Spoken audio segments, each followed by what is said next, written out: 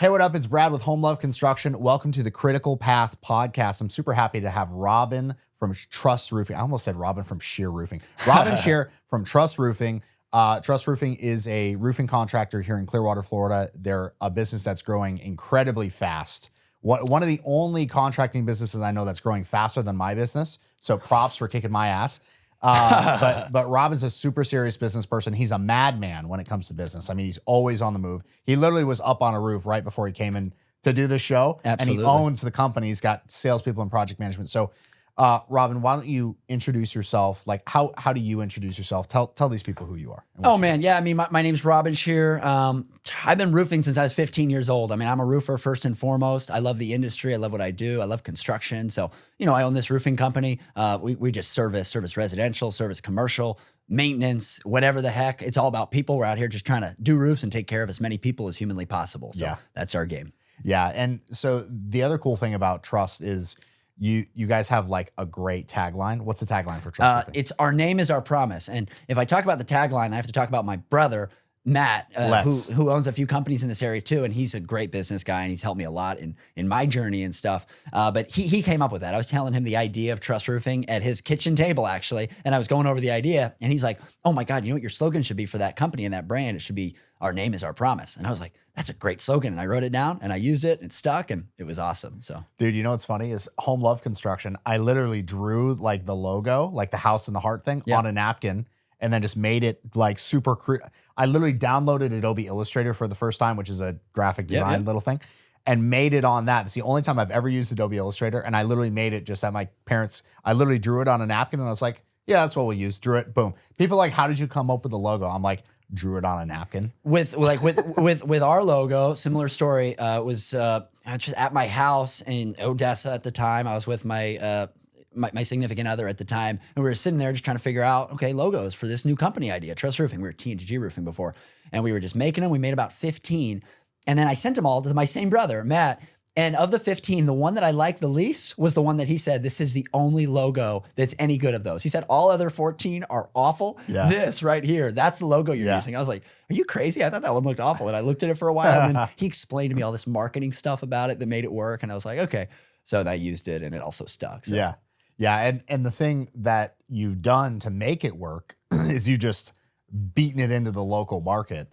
Of like, I mean, what was Google before, the founders of Google made it into like the thing that everybody knows.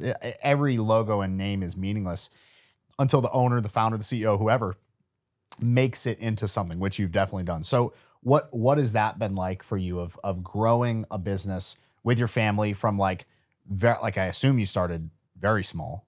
Oh my God. We started in my garage, in my parents' garage. And we had like $7,000. We bought a beater truck and a little bit of roofing stuff and some tools. And I got the first lead on Home Advisor. And I went and I sold the first dude on some back flat roof for $2,500. And I did it with my nephew. I did it with my nephew and we knew what we were doing. We did a great job, but like, that's how we started. And then we did another one. And then I hired like a dude and I found the guy who was like a neighbor of a friend and we just were doing roofs together. And it was just like this. So that's how we started three and a half years ago. 3.5 years ago. Yeah. And how many employees do you have now? We have 70. Yeah. Dude, that's retarded. That's so awesome. So from basically 2 employees to 70 in 3 years, right? And then you moved into the place you were at last. How big was your last, not the current, the last facility you were in, the last like warehouse space? Oh, the last office was like 3,600 square feet. So 36, it was like mixed use, right? I never it was actually mixed saw use. it. There was a warehouse in the back and then there was offices in the front.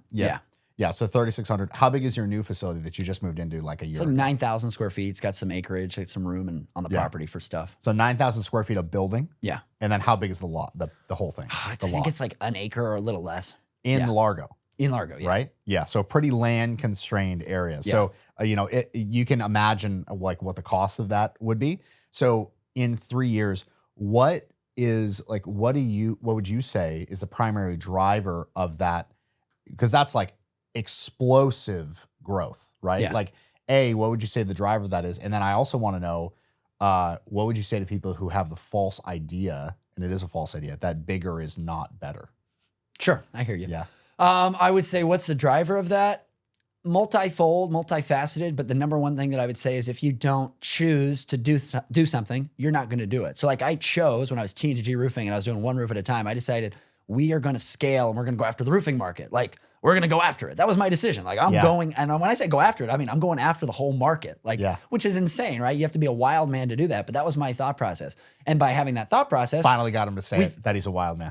I definitely am. I'm out of my mind. Everyone who works for me knows it, right? But we've gotten to where we're at now because of that mindset to like grow and to really take on a bigger problem. So when I look at my roofing industry, I'm confronting industry-wide challenges, like in terms of labor, in terms of quality control, in terms of communication. Like I'm confronting the industry and the problems within it and going, good, trust roofing needs to be a part of the solution on that broader scale. So when you really give yourself bigger problems, you tend to be able to grow because you have to in order to confront and take them on. I'd say that's one thing is some people just, they never set their sights on anything big enough. Yeah. And, if you set your sights on a number way up here, you're way more likely to hit this number over here. What inspired you to do that? Like why, like what did something change? Like what was like there's gotta be like a smack or something. I was doing these roofs, I was throwing these roofs on and I was researching and looking at the roofing industry as a whole. And I was watching videos of other roofing companies and kind of checking it out. And I noticed some things. I noticed like a lot of problems in terms of quality control, a lot of problems in terms of client communication, things of this nature, and now it's ironic because now I'm like this big company and now I struggle with those same things because we all do, right? There's no way to get all that perfect, but we're really, we're striving toward being as good as we can be, right? But anyway, I saw all these issues and I'm like, okay, I think that there's a model out there, this family business model that we currently do at this small size that can scale and that can really take care of a lot of people and take care of a lot of employees. On the back end, also, I see like, okay, private equity companies aiming at the roofing industry kind of consolidate it. If I'm like this small baby player that does a roof a week, I'm toast. I'm destroyed. Like my family business would just get wiped out of the market in that case. We wouldn't be able to compete. Was my thought process. So I'm like, I don't want to get swallowed up. I want to be big enough to be a part of that consolidation or at least be interesting in the consolidation so you can be acquired or whatever the heck, but make sure that I'm not just gulped up. So that was a motivation. I saw that coming and I said, I'm not going to just get wiped out by that. I'm going to get big enough to be able to compete, have the facilities, have the volume to be a competitor in that. As you've grown, have you gotten approached by any potential like acquisition or like consolidation? I mean, we get emails every week. You only go as far on that road as you're willing to go. So like, I'm not interested, so I don't even respond to the email. Yeah. Have you gotten any this is any like huge players or not? Oh yeah. I mean, some big private equity firms, but they're like they're just emailing for interest. You know what I mean? Like they're emailing like, hey, they're just hitting a list. And I'm just like, no, I'm not interested, or I just don't answer. Like I'm just not interested. I've got some phone calls, but I'm just not interested. I've kept it at that, so I've never like sat down, had a meeting or anything like that. Yeah. What are you going to be doing any acquisition? Me, I don't know yet. Right now, I'm like really focused on this one, getting this one to where I am. That told me everything I needed to know. You're going to fucking do it. Yeah, we'll see. We'll see. Awesome. My idea is like, okay, take trust roofing to a certain size and then get that to be an ideal model. If I get that to an ideal model where I'm really happy about the quality control the whole way up the line, like just super, okay, it's perfect. Then at that point I go, okay, I'm going to acquire this company over here in this city or maybe locally or whatever. And then plug all that into that same model. So that's a thought process I've had. But again, first I have to do that at mine, which is something I'm working on. And it's a process to say the least. So So 70 employees, like big business, 9,000 square foot office, still refining the actual process. Like it doesn't just for any. So our audience is largely contractors, construction people, decent number of like roofers and stuff like that. And I think that some of them think that at a certain point, it's like everything's solved and it's just good. And that's just not true. It's like you're always working on things. The problems just get bigger, but the payoff gets bigger. Yeah, for solving the problems. You always have to be on top of how do I make my business better? Every part of it. Yeah. Sales, marketing. How does that receptionist take the call? How does that project manager knock on the door? And how do they communicate to the client? How do they communicate to their crews? Like just down to every single little thing, you have to always be, how do I make it better, better, better, better? If you're not doing that, somebody else is, and whoever's doing that is going to kick your butt because that's the deal. No matter how good you are, no matter how big you are, it doesn't matter. You have to keep doing that. Yeah. So to the point of bigger versus like big business versus small business, a lot, I hear a lot, especially in the trades, like roofers, HVAC, electricians, plumbers, they love to say that bigger is not better. Like you can find like your sweet spot or whatever. What's your take on that? Yeah. I mean, here's the thing. Is it better for them, the owner, or for the consumer? For the consumer, I feel like bigger is better. And this is the reason why, and I truly, truly believe that. Because if it's a big company and it's a good company, right? That's the key. There are big companies who are not good companies, right? Yeah. They don't really care about their clientele. They don't care about their brand. They don't care about who they are. Yeah. In that case, well, you know, in any size, that's not a good thing. But if you have a big company who really cares about its client, has policies oriented to that, and you have a small company, the same thing. I'd say bigger is better. It's less risk for the consumer, right? Less likelihood they're going to go out of business. Yeah. Less likelihood that, you know, whatever, right? It's just a little bit more protection we're going with a bigger company, in my opinion, just again for the end consumer. That's the thing, you know, the small guys, it can be nice because, you're dealing with that business owner and you're dealing with all that, like fine. But again, less risk for the consumer. So I talk about that same thing a lot. And one thing that I say that really gets me a lot of heat from the people who follow us, and I've literally gotten people being like, I'm unfollowing you because of this on like social media and stuff, is I talk a lot about contractors who don't have an office, who office out of their home. Yeah. And I'm like, look, if you office out of your home, you're not a serious contractor. And the reason I know that is because I wasn't a serious contractor at first, and I office out of my parents' house. Yeah. And it's like, when I got serious, one of the first things we did, like the millisecond I got serious, is boom, got a small, cheap office space. But it was actually, it put the business there as a real entity, right? So would you agree with that in the roofing space? I say it in the same thing for me. When sphere. I got serious, I took the business out of my garage. I rebranded to Trust Roofing, and we bought a freaking office. Yeah. And then I was like, oh my gosh, I have a 3,400 square foot office now. Okay, I'm real. I got to freaking do something now. We got to put roofs on. You know, it's real now. Yeah, exactly. Do you feel like that benefits the consumer?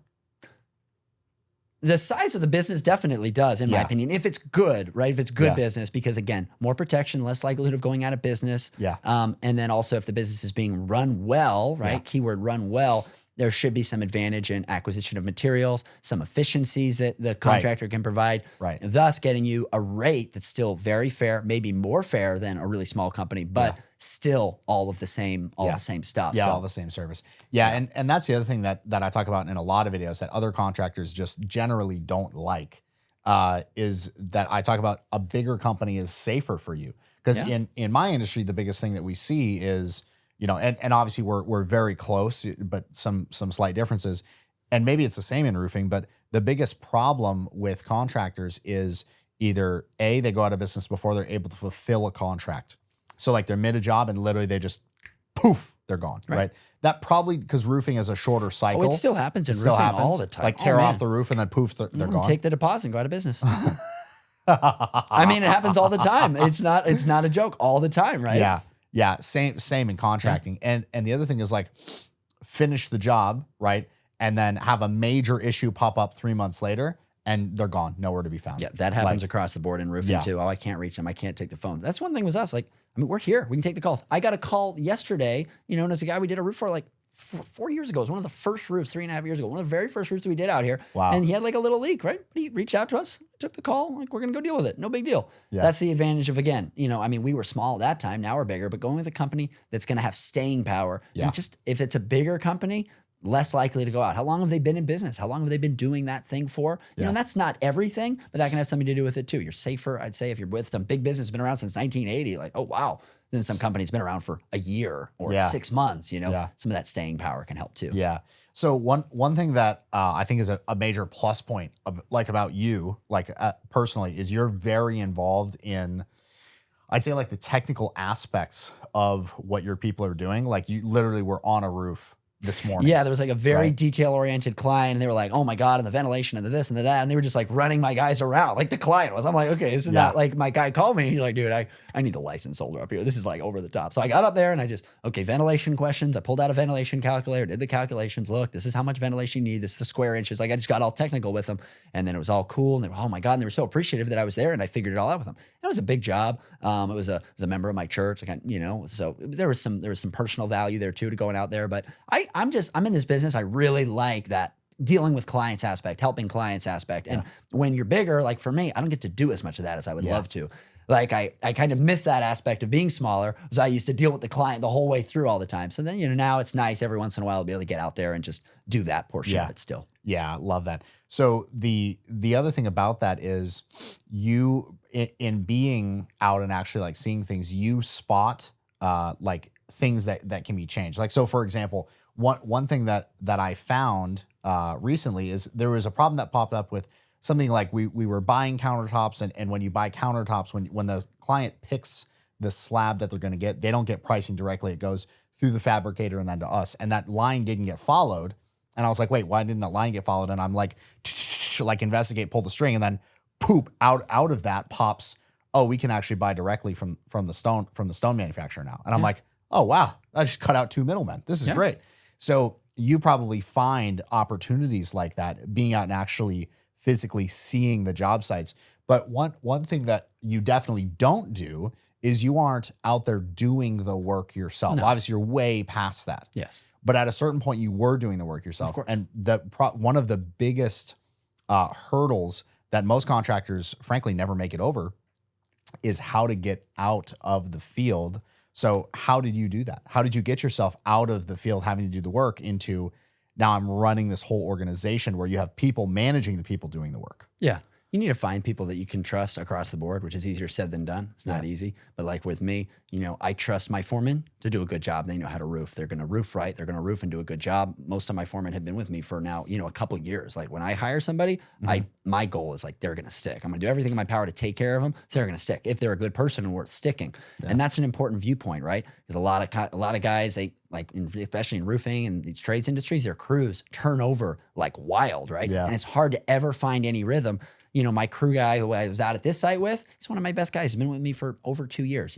This guy is awesome. He knows how I work. He knows how we work. He knows how to put these roofs on, right? So finding that consistency. But yeah, just finding people you can trust, saying, this is how I want it done, and then holding them accountable to that. And then I have built-in redundancy. So I have my crew foreman and his crew, and then I have a project manager. So that's a built-in redundancy, right? Yeah. A lot of roofing companies don't want to invest in something like that. They just want to send the crew out and not pay a project manager. But my thing is, I like that built-in redundancy. I have an extra person talking and communicating to the client. They're kind of talking to sales or speaking with sales. They're making sure that everything goes down. All my policies are upheld, down to there's a yard sign in the front. The stuff is placed this certain way. The valley is done this certain way, right? And you have multiple people doing that. You have a built-in redundancy factor. So it costs a little bit more, but I invest in that because I want the roofs to get done my way and how we want them to get done, which is just quality. It's not going to leak, not going to give the client a problem, not going to give us a problem. And that's our goal, right? We're not perfect. Not everyone is perfect, but then with quality control staff on the back end who are able to come in, take care of stuff like that too. Yeah. So, you just have to build out, okay, good. This is what I want. Put it out in paper. Yeah. Find somebody who's smart and who's hardworking and who has your values, right? So if your value is to do good and ethical work, that's what a lot of people say. Well, nobody else will do good work. Like, I want to do great work. And that's awesome. Like, good. If you want to get out of it, then you got to find people who have that same values as you, right? Yeah. And that's the trick. Find people who have those same values toward the work or toward whatever as you have. Yeah. And defining what it is that makes your work actually like quality, special, like whatever your thing is, right? And it sounds like you do it through company policy. Like you have a way that you handle a valley. You probably have a way that you like flash under a wall that the roof intersects. How much standoff do you have, like, et cetera? Like you probably have that all written down, I would assume, based on what I've seen and what you're talking about right now.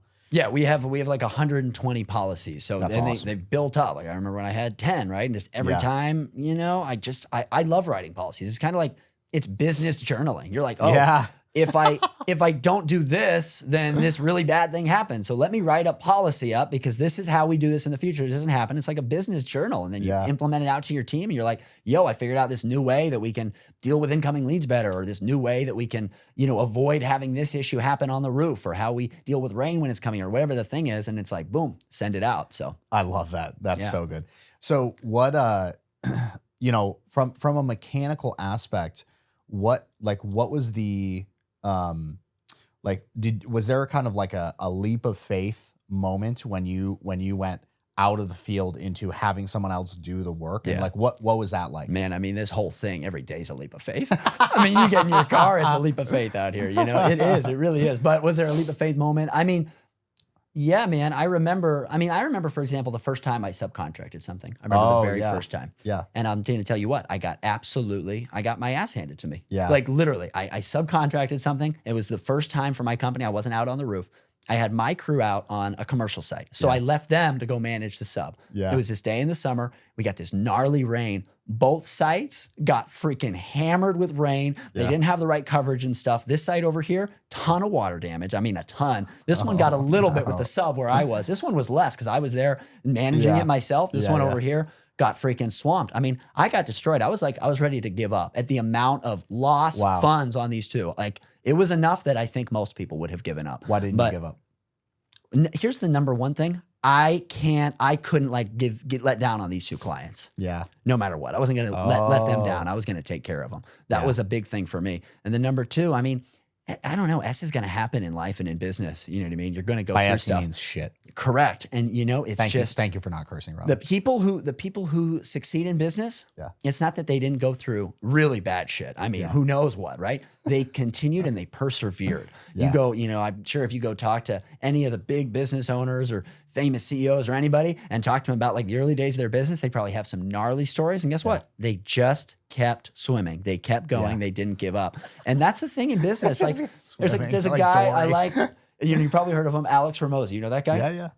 Talks about business and he's like, dude, the whole goal in business, he's like, it's just to stay in business. That's it. Like no matter what, stay in business. Whatever you have to do, stay the hell in business. The guys, who, guess what? They give up. They go out of business. Don't do that. You know what I mean? Yeah. And it sounds simple, but that really is the deal. And sometimes it can take a lot of grit and a lot of just continuing to push. So. Yeah.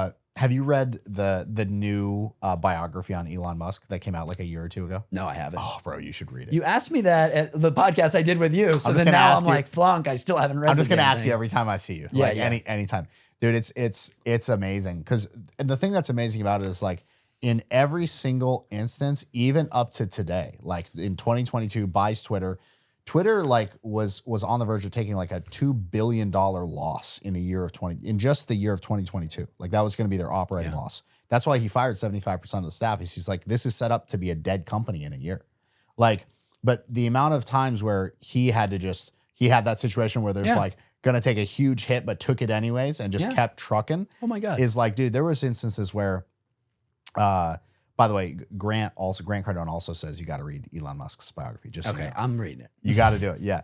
But like there are instances where to keep Tesla alive, he literally like took loans from like his wife at the time, his brother, his parents, like his wife's parents remortgaged their house, like just to pay the payroll of Tesla through like a really tight time period.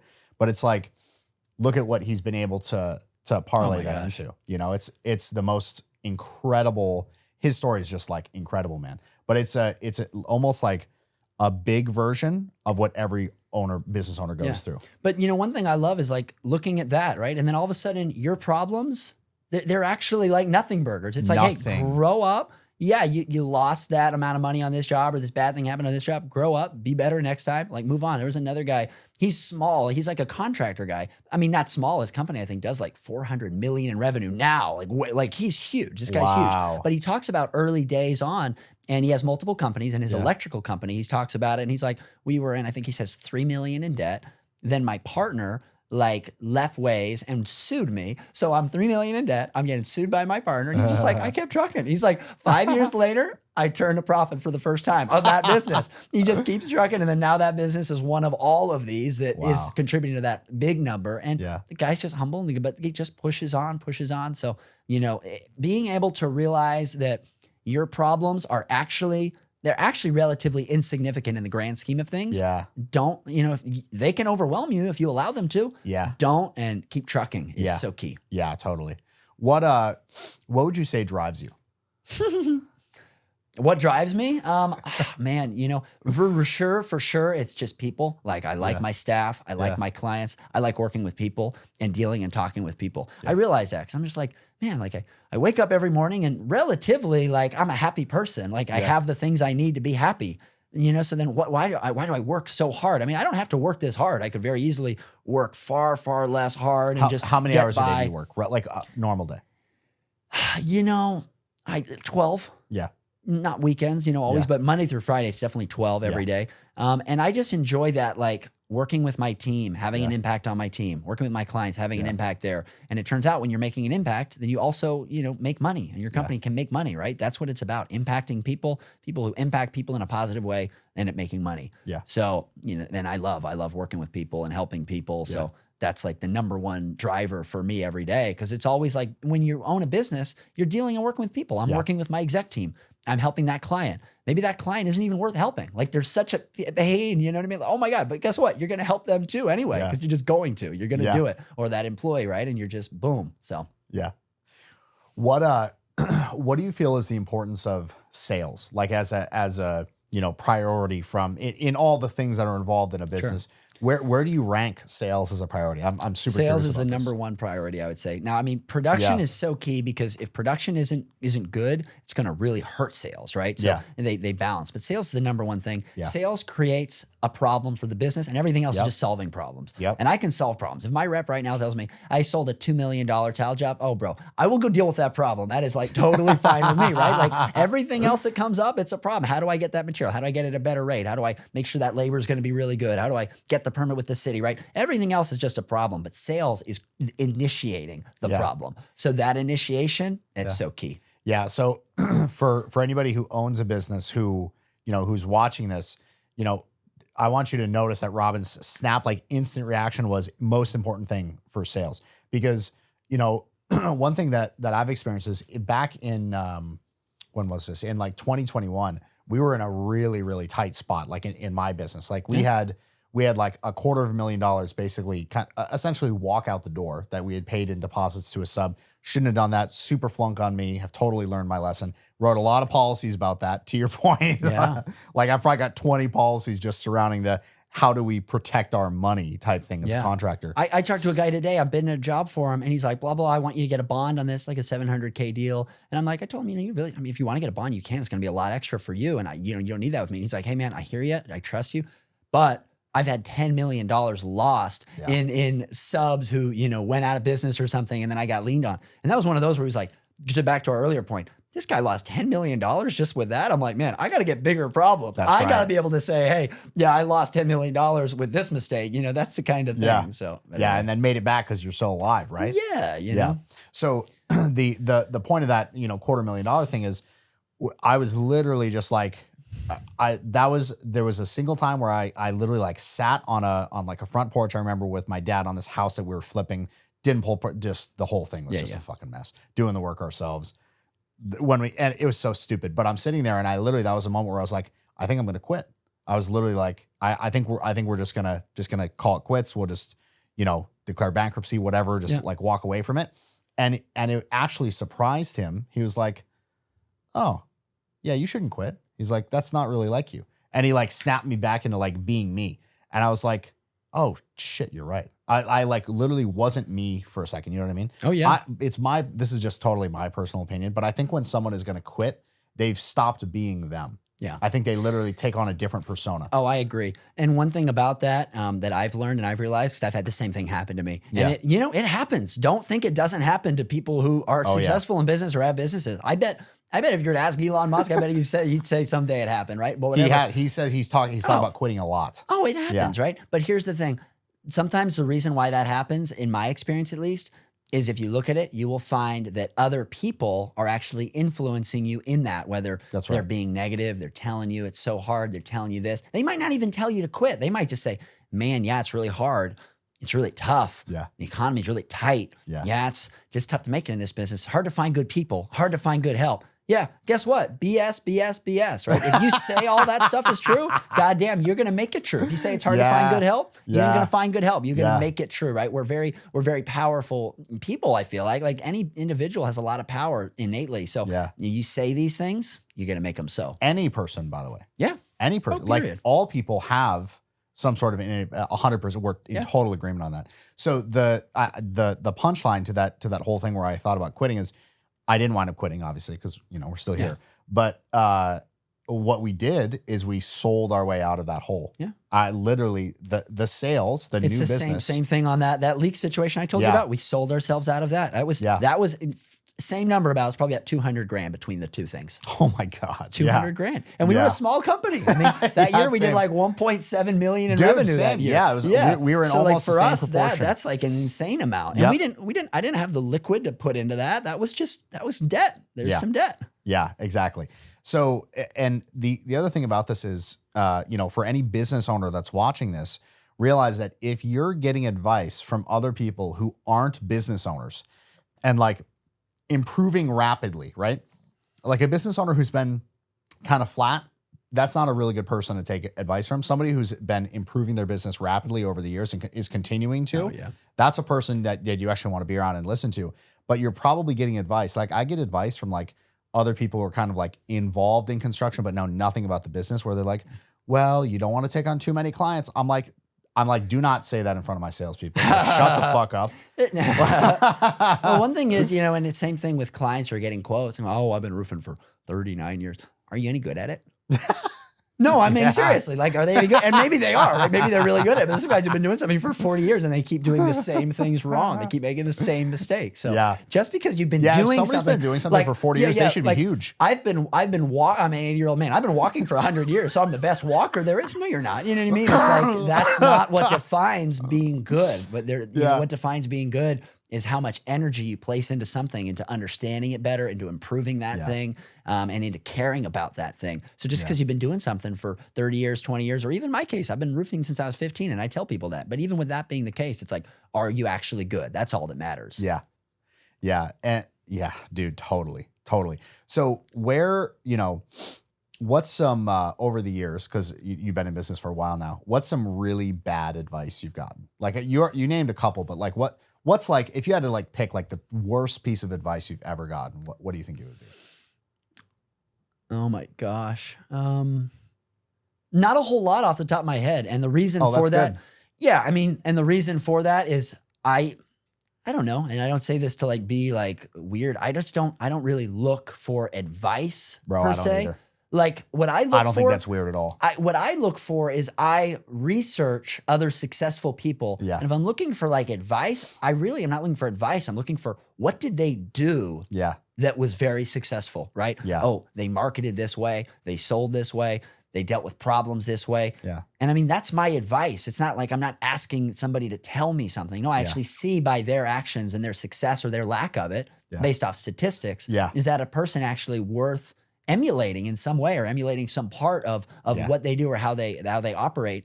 And if I see that, then I take that as advice, but I'm not asking someone to tell me something. Because I tell this to people all the time, anybody can literally say anything that they want, right? Yeah, some people that's hear true. something and they just take, you shouldn't take on too many clients or it's so hard to find good help, right? You can say anything you want. It doesn't mean that it's true just because someone said it. Look at stats, look at realities. And if you want to be successful, look at people who are successful. What did they do?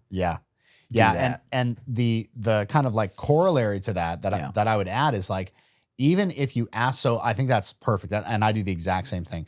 And the funny thing about it is, in my mind, that is senior in a lot of ways to actually asking even those same people who you're mimicking. Even if you ask them what they did, they might think they did something different, but that's not actually what they did.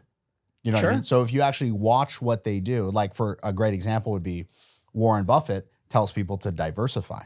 But Warren Buffett took huge positions in a very small amount of companies in order to massively grow Berkshire Hathaway over the years.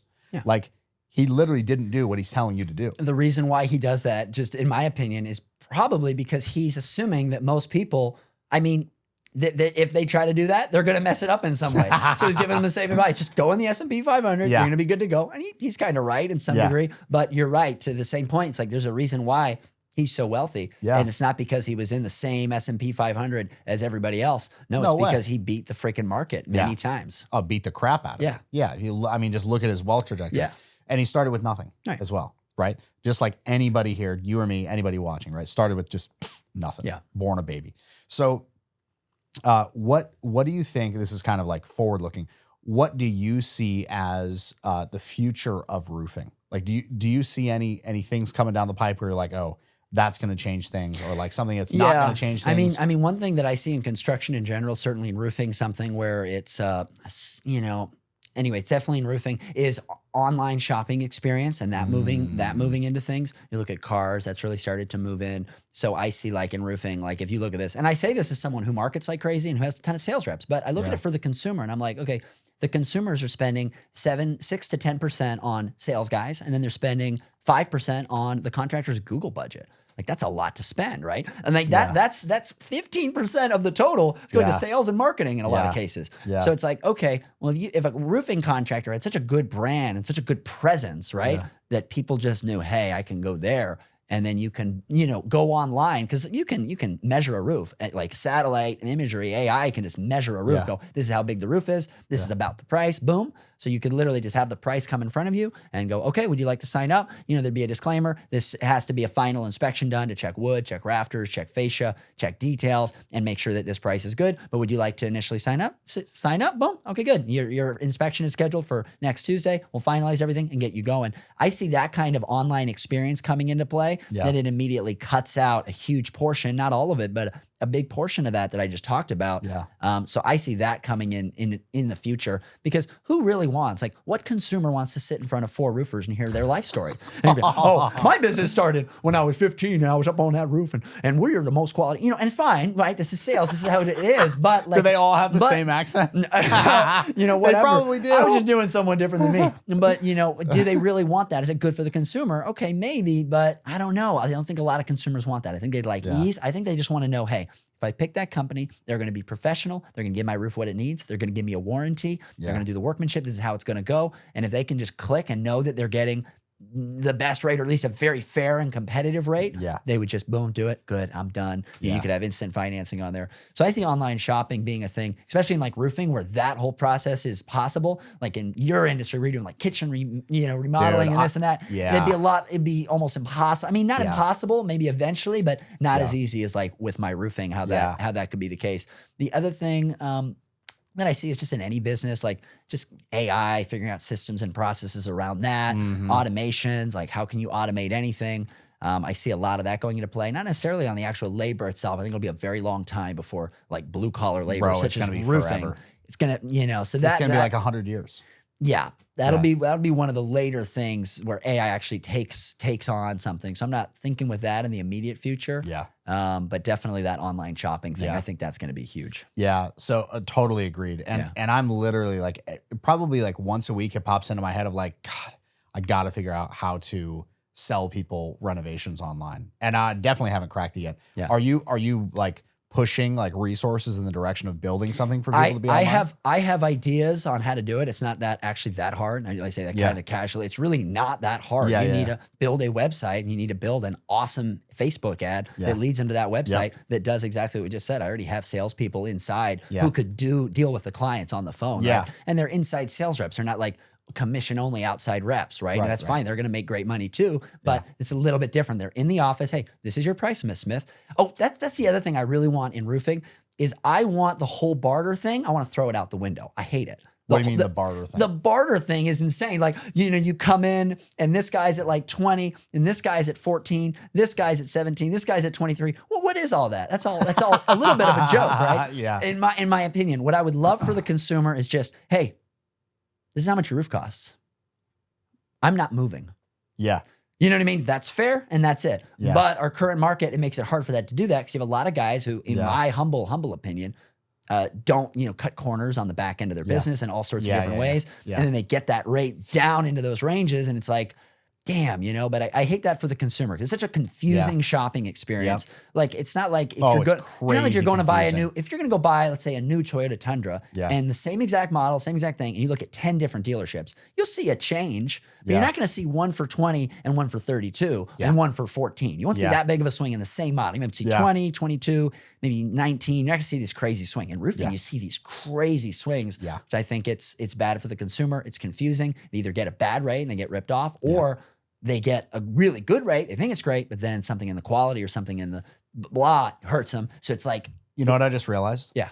All roofers require roofing materials, right? They have to buy from GAF or IKO or whoever, right?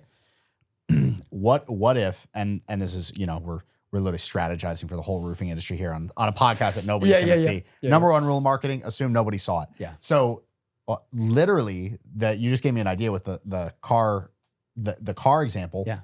If GAF said, hey, you will not sell these shingles for less than this amount. Right. That's how you could fix that instantaneously. Right. If we find out you're selling for less than this amount, right, we'll kick you off. We won't supply to you anymore. Yeah, that's Boom, a whole fix that's a it whole other immediately. thing in the supplier industry, right? They give me Why one don't rate, they do that? and they give this contractor this rate, and they give this contractor this rate. Yeah.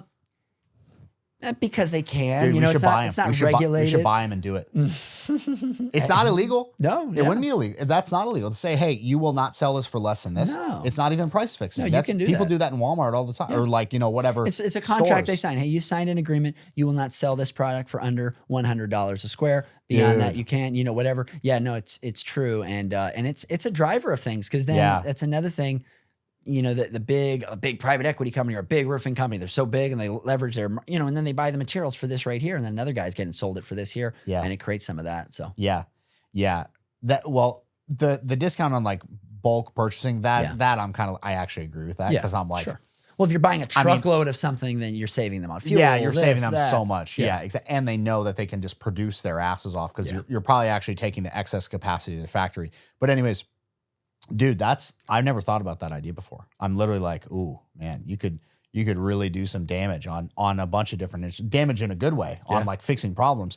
If you literally just said, hey, you will not sell for less than this amount. Like what, dude, oh my God, it would be so insane if you saw that. I wonder if there would be any, what the consumer reaction to that would be. You know what I mean? I don't think they would be mad about it. No. I think they'd actually, maybe some weirdos would be, but I think generally people would really like it, because it would reduce the confusion, like you said. Like that actually is what it is it's actually just very confusing, because our industry is the same exact way, bro. Yeah. Like we bid a bathroom You're at 15K. 15 and somebody's at at 8. Somebody will literally be at 8. Yeah. Like half of us. I was just on the phone with a client. I sold a roof for $4,300. There was another contractor at $3,300. I'm telling the guy on the phone, I'm like, dude, he's literally losing money. I mean, I'm at an incredibly low margin. My company normally wouldn't even do that. It's a repeat account. I'm like doing the math. I'm like, this guy's so either losing money or he's so close to it. There's no way he would do that job for that. Yeah. And the guy ended up going with us, I think, because he knows us. He knows the value he's getting.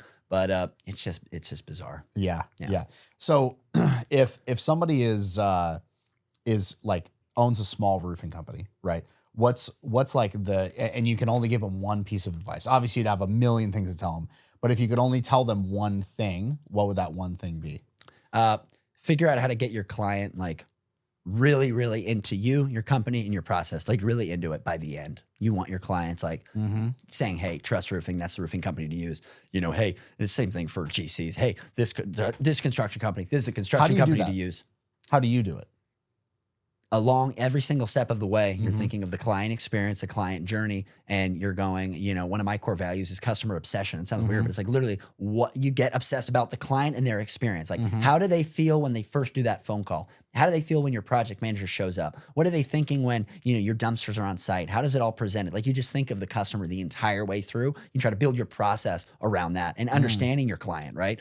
And your client probably is going to be different and have different viewpoints than you. And every client might be a little bit different. So I try to hone my client experience in to the client who would be, not to say the most challenging, but the most expecting, like the highest expectation client. I try to hone my whole experience into that, because that way you're really not going to let hardly anybody down. Yeah, and the people with the low expectations are still going to love it. They're going to be like, dude, I didn't even care, but he still did blah, blah, blah. Didn't even care, and he still, you know, gave me a cupcake at the end or whatever the heck it is, you know? That's something that we do. I send you give him a cookies. cupcake? I send cookies, automated cookies at the end of every job saying, thank you so much for using our company. Here's your cookies. Leave us a review. You know? Oh, wow. Yeah. I love just that. little things, you know, just to be remembered, something that someone else isn't doing. Here's your cookies. Yeah. I love that. Good. So cookies, got it. I'm going to just start. So the advice is send everybody cookies. Send everybody cookies. Yeah. I love that. Yeah. Bro, thank you for being on here today. I really appreciate it. Yeah. If people want to reach out to you, like if they want to actually just contact you personally, like A, would you want that? And then B, how would they do it? Yeah. I mean, honestly, reach out to me on my cell phone, 661-857-2997. Reach out to me. No, seriously, I get my cell phone out to anybody. Somebody actually wanted to reach me. Go to www.trustroofing.com. Email me, robin@trustroofing.com. I'm open. I like talking to people, communicating people, helping people. Yeah. So You actually want to be reached. Oh yeah. Yeah. My viewpoint is like, if my phone is ringing, somebody wants to talk to me, I want to talk to them immediately, like as fast as possible. I want to slide right. That's what I tell my sales team all the time. Like, just slide right. My project manager, slide right. It's that client who you don't want to talk to. That's the client you need to be talking to right now. Yeah. You know what I mean? It's that lead who you That's don't where all want to the follow up opportunity on. is. You don't want to call again. That's the one you got to call. You know Yeah. what I mean? That's where the opportunity is. You never know. So sometimes you talk to them and then you're like, oh, wait a minute, it's a telemarketer. I don't want to talk to him anymore. And then you end the call. Sure. But Yeah. I've found a lot of success keeping my communication lines really wide open. Yeah, dude, that's great advice. Yeah. I think we should end on that amazing advice. Bro, thank you again for being here. I really appreciate it. It's been a blast as always. Bam. You got to get back on a roof. Yeah. I definitely got to.